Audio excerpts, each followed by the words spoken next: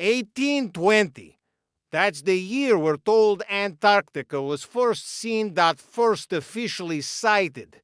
Historians say, if you push them on it, they'll clarify, first recorded, first documented, first acknowledged in the historical record. And for most of my life, that explanation felt perfectly reasonable. I never questioned it. Why would I? It's in textbooks. It's printed on timelines. It's one of those facts you absorb in school the same way you absorb hundreds of others quietly, passively, without resistance, without ever asking why. But at some point I started paying closer attention to the dates, and once I did, something changed.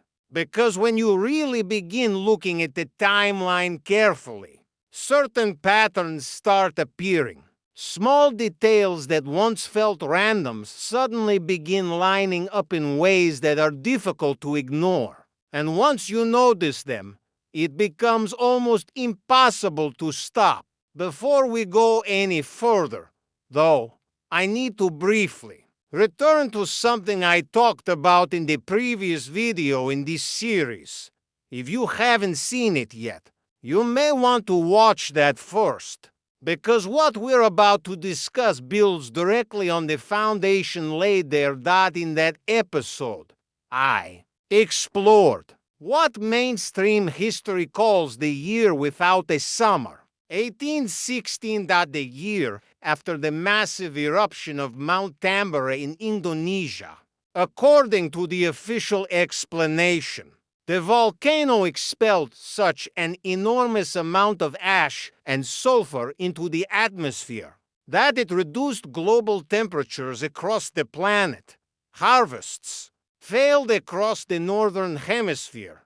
Livestock died. Snow fell in the middle of summer in parts of North America and Europe, and famine spread from New England to Northern Europe.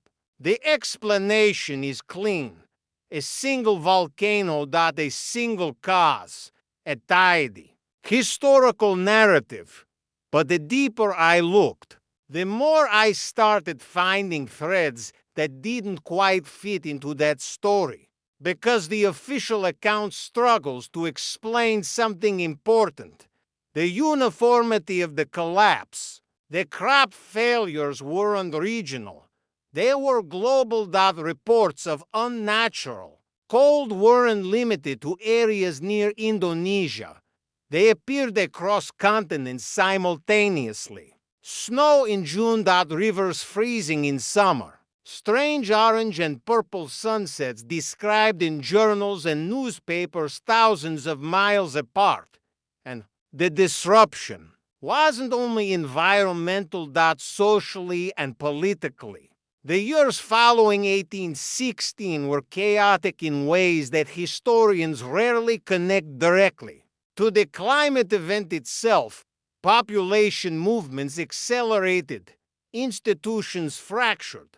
Communities that had existed for generations suddenly seemed to lose continuity with the past. One researcher I encountered described this period using a phrase that stayed with me: civilizational amnesia.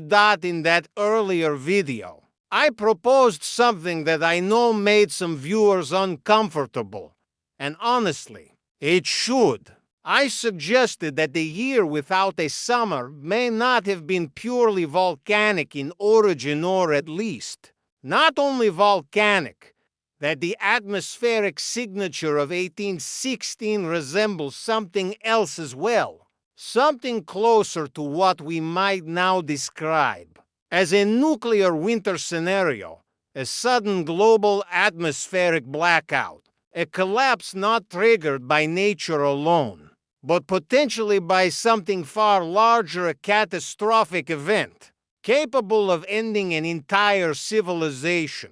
An event so severe it could erase not only populations, but memory itself. This idea is loosely connected to a controversial hypothesis that has been circulating for years.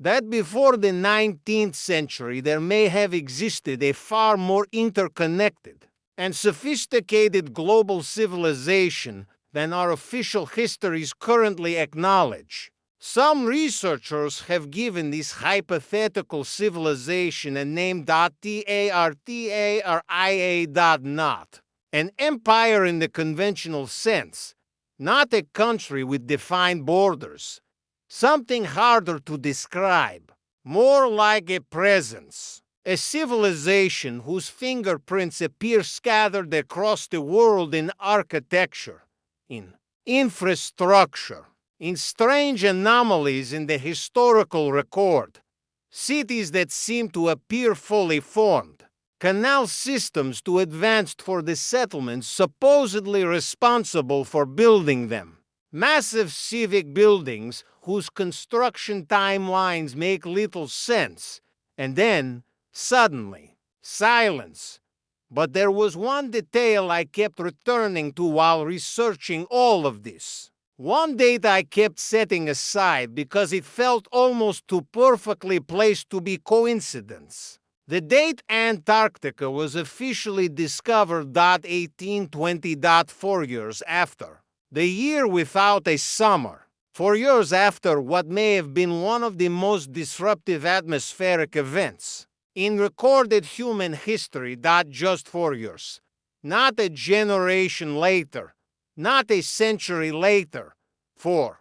And immediately after that global disruption, the most remote, isolated, and frozen continent on Earth suddenly enters the historical record.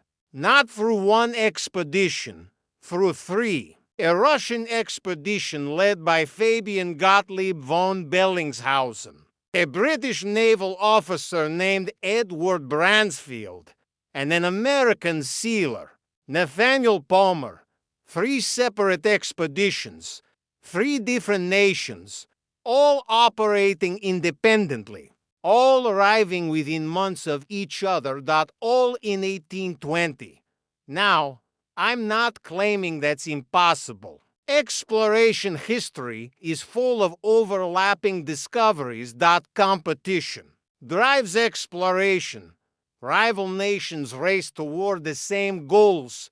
I understand that.